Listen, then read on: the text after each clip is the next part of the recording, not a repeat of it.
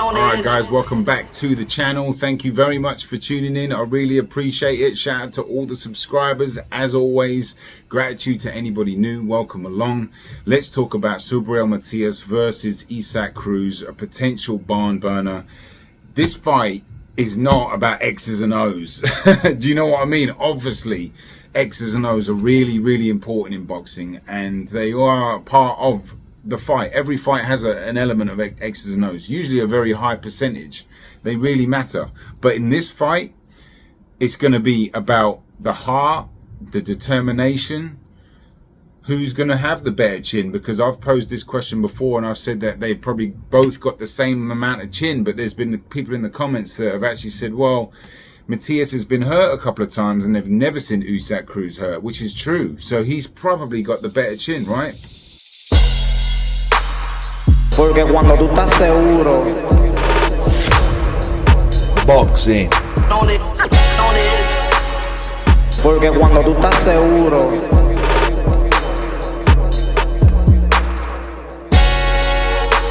de lo que tú das y tú eres, no le temes a los riesgos.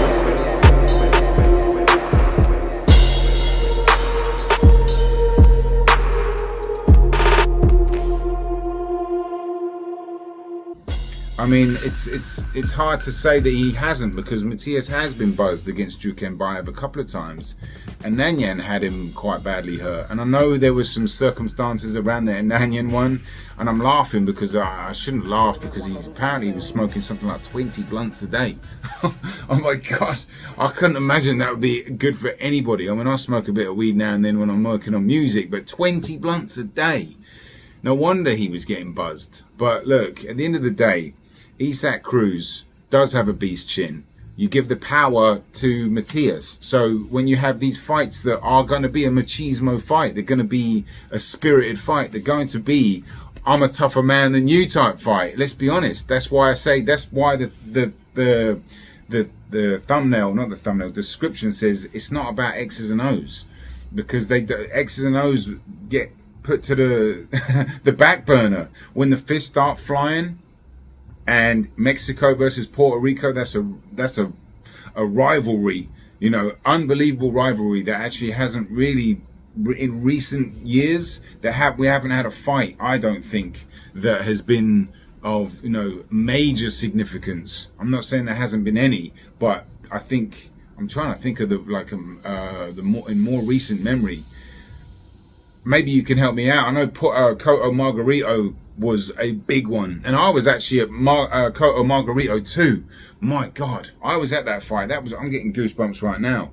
That was an amazing, historic night. And actually, after that fight, me, my friend, and everybody that was in that stadium from Puerto Rico were in 6th Avenue screaming out Cotto like that, because he just won in obviously a revenge, which was just a beautiful, beautiful revenge from the darker side of the sport. And that was just real filth from Margarito when he got found out against Cotto, and that was taking the sport to a very ugly place. So you're watching everything because you're overprotective as a parent.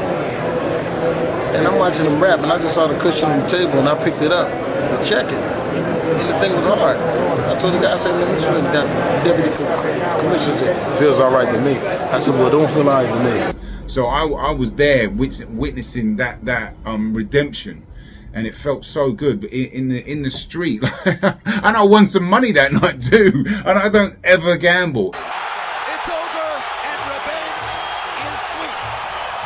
But after I was watching 24/7, you know, they used to have that on HBO, and I saw Margarito's eye was a bit wonky from the Pacquiao fight, and I was like, Cotto's first of all, he's not gonna fight like he did in the first fight. He got Pedro Diaz in. Don't stay still. Turn him. Turn him. The fight with the 2. When he comes in, lock him up. Don't let him work in the middle. And then you know, he was moving around far more, but that eye started to break up a little bit, and sure enough, he got the stoppage, and it was just a magnificent night. It really was. But 6th Avenue got shut down for like 20 minutes. Just all boxing fans in the street shouting out Cotto. It was a magical moment. I was also at the Garden for Cotto Martinez. That was a historic fight. There's a jab. Beautiful knockdown. He may ref didn't if his knee didn't touch, but that's definitely a knockdown. It's a wipeout, and Martinez is going to retire.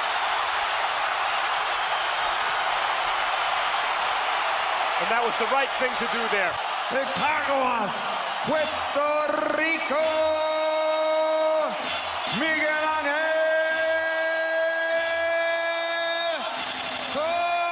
Fourth division from a Puerto Rican fighter to win four division world champions.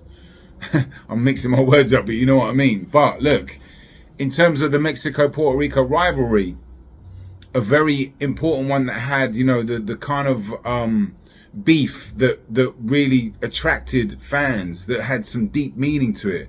Perhaps my memory's gotten so bad I've forgotten one after that. I'm not saying there hasn't been any fights, but just something that's really resonated with fans, you know. Let me know in the comments. But either way, and I don't think these two guys have a particular amount of beef. It would just be a great fight, you know, for that rivalry, just to really get it back on the map, because that's really a big part of boxing, you know. Wherever you're from and whatever rival you have, after it's all said and done, may the best man win, and then, you know, we can just look back at historic fights and just, you know, look in awe, because those two gentlemen, if that fight was to come about, and I just made a video, Eddie Hearn was saying there's some big unification fights at 140, should and when Matias gets past Paro. Now, David Haney, there's someone in my comment section from the post-fight video I made on the Garcia fight, said Bill Haney's not going to keep his son anywhere near Matias. And I was one that said Haney might have the best chance up until about a week ago, because I started looking at more footage on Matias's clinch game. Video coming up on that on Wednesday or Thursday. I'm working on it now. We're going in deep on that one. I'm going to talk about, you know, the certain workouts. I'm going to bring Andre Ward into it, because he was great in the clinches, and how you get on the inside and what type of skill it is, and how Matias does it, how he shuts his opponents like down with actual just raw skill, anticipation. And we're going to go into, I'm going to do a bit more research up until then, but I'm going to try to lay it out my best as I can to show you guys what is actually happening in there. And as always, I'll open up the floor to any coaches or any fighters or anything, because I know on the last video I did, we had some great feedback, and that's what I'm all about. I'm just a random guy on YouTube, do you know what I mean? I know a little bit about the sport, but I wake up every day with a passion just to learn more, and I'm opening up the floor to any fans as well. You know, let's talk about it. There's no ego here, so I just want to learn, basically. But back to the Cruz fight, because the X's and O's, like I said, it's just going to come to the point where when you are fighting in that 50-50, which we expect to be most of the fight, you're dealing with chin, you're dealing with heart, you're dealing with power, and you're dealing with preparation, and you're dealing with who wants it more, determination, fortitude, all these things that all those guys are very, very evenly matched on, right? So who's got the edge on which one? Because the chin might well go to Cruz. I've never seen him hurt. I don't think anyone's seen him hurt. Neither guy's been down, although Matias did get called for an 8 count against Ananyan after he smoked the 20 blunts. I mean, that's a crazy story, man. He must have really went through it after that Dardashev. R.I.P. to Dardashev, man. This is why I've got so much respect for these fighters, man. They put their life on the line. They really do, literally. And it's it should be respected more. You know, when fans, you know, come in and they just start laughing at people, you know, they're not laughing, they just have a tone of disrespect or a lack of understanding what fighters go through. That bothers me, and I'm not trying to appeal to people like that on this channel. I'm just trying to appeal to casual boxing fans that want to chop it up and, you know, have got a good spirit, because, you know, I like to think I've got a good spirit. And at the end of the day, it's just a sport. We're just trying to have a good time and be entertained and just enjoy the fights. But my gosh, this is not about X's and O's, this one. You know, as I said, there will be a factor in that, and there will matter, and I'll do let's hope this fight can get made. I don't want to jump the gun, and I know I've been making a lot of Matias videos, but I've been getting some really good feedback from them too. You know, I really appreciate it, I really do, and you know, I really enjoy talking about this dude. He's great for the sport. And obviously there's some tremendous fights at 142, but you know, for now, that's it from me. What time is it? I've been rambling a little bit. 9 minutes, not too bad. My battery didn't run out. Everything's good. It's a Sunday here. It's a little gloomy in New York City. I'm going to go for a run. I hope you guys are well. I am going to keep the videos coming. I've got some videos on Tim Tszyu coming tomorrow. I'm all over the place on this channel. If you are new, welcome along. Hit the like button if you enjoyed it. As always, it's got to come from the heart. And if you are obviously new to the channel, if you know, hit the subscribe button if you want more videos. But I do keep the boxing info kind of scattered. I like to stick to certain fighters as well, and I'm going to cover a lot more on certain areas, but eventually I'll have a video for you. You know, like I said, I've got a couple on the Tim Tszyu, his brother Bud Crawford. I'm going to do an intro video on me about this channel and show my gratitude to people that are watching, and then go back to Matias with the clinches. And then also, if you guys have any suggestions, I know there's been a couple of people that have suggested videos. I am working on those, but I'm open to it. You know, if you've got suggestions and you're a subscriber to this channel and you've been showing love, I promise you, if the video makes sense, I'll make it. I'll spend the time. I will. Definitely. Anyway, that is it from me. Peace and love. I'm out. Porque cuando tú estás seguro. And by Miguel Cotto. And then a few seconds later, you're going to see him come back and land a beautiful left hook. De lo que tú das y tú eres, no le temes a los riesgos. Both very clean punches.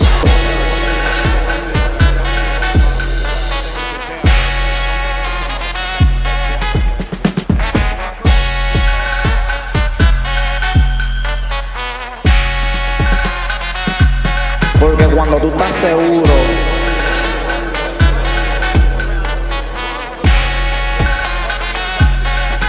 estás seguro,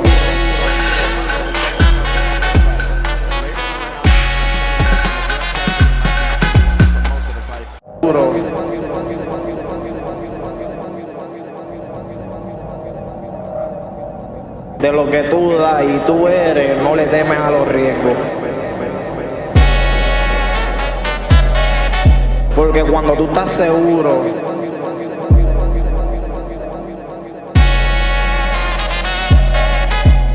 when you're sure what you know that you have, the skill that you have, then you take the fight.